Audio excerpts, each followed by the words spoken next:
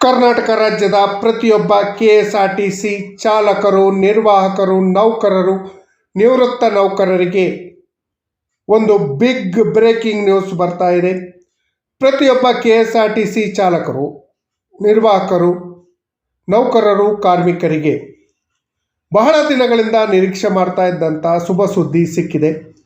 ನೌಕರರ ಸಂಬಳದಲ್ಲಿ 17% ಹೆಚ್ಚಳ, big hike, salary 17% ಹೆಚ್ಚಳ ಆಗತ್ತೆ. ಇದು ಕೆಎಸ್ಆರ್ಟಿಸಿ ನೌಕರರಿಗೆ, ನಿವೃತ್ತ ನೌಕರರಿಗೆ, ಪಿಂಚಣಿದಾರರಿಗೆ ಶುಭ ಸುದ್ದಿ ಅಂತಲೇ ಹೇಳ್ಬೋದು. ಈ ಮಾಹಿತಿಯನ್ನು ತಮ್ಮ ಮುಂದೆ ಶೇರ್ ಮಾಡೋದಕ್ಕಿಂತ ಮುಂಚಿತವಾಗಿ ಯಾರೆಲ್ಲ ಈ ಚಾನಲ್ಗೆ ಸಬ್ಸ್ಕ್ರೈಬ್ ಆಗಿಲ್ಲ, ದಯವಿಟ್ಟು ಕೆಳಗಡೆ ಕಾಣ್ತಾರಂಥ ಸಬ್ಸ್ಕ್ರೈಬ್ ಬಟನನ್ನು ಒತ್ತಿ ಬೆಲ್ ಐಕನನ್ನು ಕ್ಲಿಕ್ ಮಾಡಿ ಆಲ್ ಅಂತ ಮಾಡಿ ನೀವು ಫೇಸ್ ಮಾಡ್ತಾರಂಥ ಎಲ್ಲ ಪ್ರಾಬ್ಲಮ್ಗಳನ್ನು ಲೀಗಲ್ ಆಗಿ ಸಾಲ್ವ್ ಮಾಡ್ಕೊಳ್ಳೋಕ್ಕಿರೋಂಥ ಉತ್ತಮ ವೇದಿಕೆ ಸರ್ಕಾರಿ ನೌಕರ ಮಿತ್ರ ಯೂಟ್ಯೂಬ್ ಚಾನಲ್. ಸ್ನೇಹಿತರೆ, ಕೆಎಸ್ಆರ್ಟಿಸಿ ನೌಕರರ ಸಂಬಳದಲ್ಲಿ 17% ಹೆಚ್ಚಳ ಆಗ್ತಾ ಇದೆ ಹಾಗೂ ಪಿಂಚಣಿದಾರರಿಗೂ ಲಾಭ ಆಗುವಂಥ ಮಾಹಿತಿ ಇಲ್ಲಿದೆ ನೋಡಿ. ಕೆಎಸ್ಆರ್ಟಿಸಿ ಎಂಪ್ಲಾಯೀಸ್ ಸುಮಾರು 3 ವರ್ಷಗಳ ನಿರೀಕ್ಷೆಯ ಫಲ. ಕೆಎಸ್ಆರ್ಟಿಸಿ ನೌಕರರ ಸಂಬಳ ಹೆಚ್ಚಿಸುವಂಥ, ಸ್ಯಾಲ್ರಿ ಹೈಕ್ ಮಾಡುವ ಪ್ರಸ್ತಾಪ ನೆಲೆಗುದಿಗೆ ಬಿದ್ದಿತ್ತು. ಇದೀಗ ಅದು ಶುಭ ಸುದ್ದಿ ಬರ್ತಾ ಇದೆ. ಸ್ಯಾಲ್ರಿ ಹೆಚ್ಚಳಕ್ಕೆ ಸಂಬಂಧಪಟ್ಟ ಹಾಗೆ good news for KSRTC employees. ಬೇರೆ ಇಲಾಖೆಯ ರೀತಿಯಲ್ಲಿ, ಸರ್ಕಾರಿ ನೌಕರರ ರೀತಿಯಲ್ಲಿ ಕರ್ನಾಟಕ ರಾಜ್ಯ ಸರ್ಕಾರಿ ಸಾರಿಗೆ ಸಂಸ್ಥೆ ಕೆಎಸ್ಆರ್ಟಿಸಿಯಲ್ಲೂ ಈಗ ಸ್ಯಾಲ್ರಿ ಹೆಚ್ಚಳ ಪರಿಷ್ಕರಣೆ ಆಗ್ತಾ ಇದೆ. ಆದರೆ ಈಗ ಸುಮಾರು 3 ವರ್ಷಗಳಿಂದ ಸ್ಯಾಲ್ರಿ ಹೆಚ್ಚಳ ಮಾಡಬೇಕು, ವೇತನ ಪರಿಷ್ಕರಣೆ ಮಾಡಬೇಕು ಅಂತ ಹೇಳಿದರು. ಆದರೆ ಇದುವರೆಗೂ ಆಗಿರಲಿಲ್ಲ. ನೌಕರ ಸಂಘಟನೆಗಳ ಜೊತೆಯಲ್ಲಿ ಮಾತನಾಡಿ ಸರ್ಕಾರಕ್ಕೆ ಶಿಫಾರಸು ಮಾಡಲು ಏಕಸದಸ್ಯ ಸಮಿತಿ ತೀರ್ಮಾನವನ್ನು ಕೈಗೊಂಡಿತ್ತು. ಈ ಬಾರಿ ಅದೇ ತಡವಾಗಿತ್ತು. ಇದೀಗ ಸಿದ್ದರಾಮಯ್ಯರವರ ನೇತೃತ್ವದ ರಾಜ್ಯ ಸರ್ಕಾರ ಕೆಎಸ್ಆರ್ಟಿಸಿ ನೌಕರರ ಸಂಬಳ ಹೆಚ್ಚಳಕ್ಕೆ ಸಂಬಂಧಪಟ್ಟ ಹಾಗೆ ಒಂದು ಶುಭ ಸುದ್ದಿಯನ್ನು ನೀಡಿದೆ. ಹಿಂದಿನ ಬಿಜೆಪಿ ಸರ್ಕಾರ 2020ರಲ್ಲಿ ವೇತನವನ್ನು ಪರಿಷ್ಕರಣೆ ಮಾಡಿತ್ತು. ಅದೇ ಕಡೆಗೆ ನಂತರ ಕೆಎಸ್ಆರ್ಟಿಸಿ ನೌಕರರ ಸಂಬಳ ಹೆಚ್ಚಳ ಆಗಿರಲಿಲ್ಲ, ಹೈಕ್ ಆಗಿರಲಿಲ್ಲ. ಈ ಹಿಂದೆ ಬಿಜೆಪಿ ಸರ್ಕಾರ ಕೊರೋನಾ ಕಾರಣ ಕೊಟ್ಟು ಸಂಬಳ ಪರಿಷ್ಕರಣೆಯನ್ನು ನಡೆಸಿರಲಿಲ್ಲ. 2023ರ ನಂತರ ಪ್ರಯತ್ನ ಮುಂದುವರಿಸಿದ್ರೂ ಕೂಡ ವಿಧಾನಸಭಾ ಚುನಾವಣೆ ಬಂದಿದ್ದರಿಂದ ಆಗಲೂ ಕೂಡ ಪರಿಷ್ಕರಣೆ ಆಗಿರಲಿಲ್ಲ. ಈಗ 2027ರ ಮಾರ್ಚ್ ತಿಂಗಳಲ್ಲಿ ಈ ಹೆಚ್ಚಳ ಆಗತ್ತೆ ಅಂತ ಮಾಹಿತಿ ಬಂದಿದೆ. 2022ರಲ್ಲಿ ಕೆಎಸ್ಆರ್ಟಿಸಿ ಚಾಲಕರು, ನಿರ್ವಾಹಕರು, ನೌಕರರ ಸಂಬಳ 15% ಏರಿಕೆ ಮಾಡಲಾಗಿತ್ತು. 15% ಹೈಕ್ ಆಗಿತ್ತು. ಈಗ ವೇತನ ಪರಿಷ್ಕರಣೆ ತುಂಬ ತಡವಾಗಿದೆ. 17% ವೇತನವನ್ನು ಹೆಚ್ಚಳ ಮಾಡಬೇಕು ಅಂತ ಹೇಳಿ ನೌಕರ ಸಂಘಗಳು ಬೇಡಿಕೆಯನ್ನು ಇಟ್ಟಿದೆ. ಜೊತೆಯಲ್ಲಿ 2024ರ ಜನವರಿಯಿಂದಲೇ ಪೂರ್ವಾನ್ವಯವಾಗುವಂತೆ ಹೆಚ್ಚಳ ಮಾಡಬೇಕು. ಬದಲಾಗಿ 2026ರ ಜನವರಿಯಿಂದ ಪೂರ್ವಾನ್ವಯವಾಗುವಂತೆ ಹೆಚ್ಚಳ ಮಾಡಬಾರ್ದು.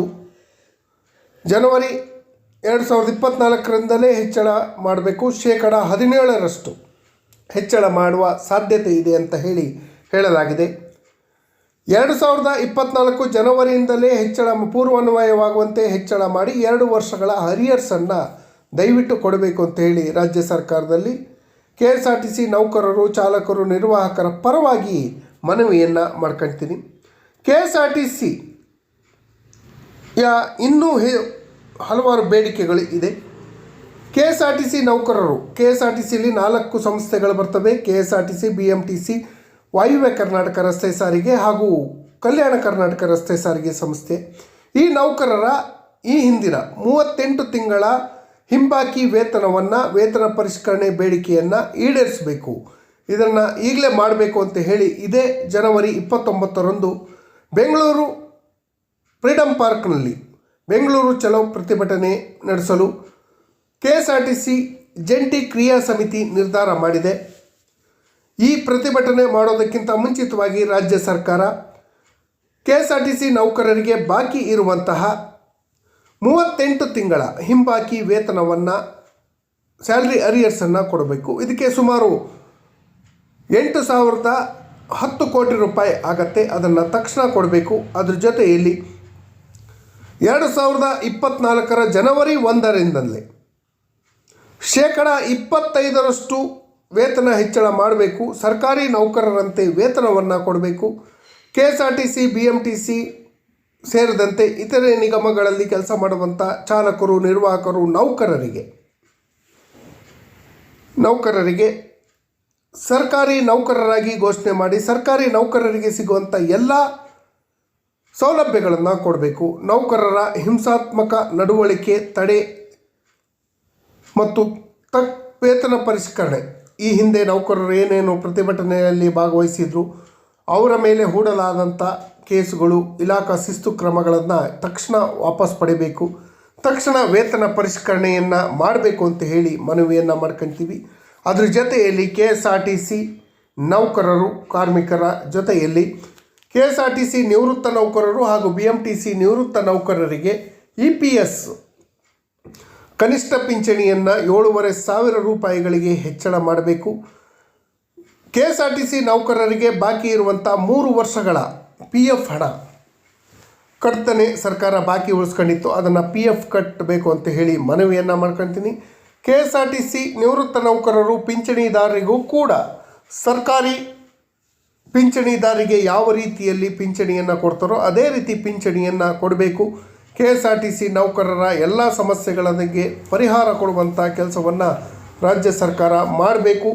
29ರ ಬೆಂಗಳೂರು ಚಳುವಳಿಗಿಂತ ಮುಂಚಿತವಾಗಿ ರಾಜ್ಯ ಸರ್ಕಾರ ಎಚ್ಚೆತ್ತುಕೊಂಡು ನೌಕರರ ಸಮಸ್ಯೆಗಳಿಗೆ ಸ್ಪಂದಿಸುವಂಥ ಕೆಲಸ ಮಾಡಬೇಕು ಅಂತ ಹೇಳಿ ಸರ್ಕಾರದಲ್ಲಿ ಮನವಿಯನ್ನು ಮಾಡ್ಕೊಳ್ತಾ, ಈ ಮಾಹಿತಿ ತಮಗೆಲ್ಲರಿಗೂ ಇಷ್ಟ ಆಗಿದ್ದರೆ ದಯವಿಟ್ಟು ಸಬ್ಸ್ಕ್ರೈಬ್ ಮಾಡ್ಕೊಳ್ಳಿ. ನಿಮ್ಮ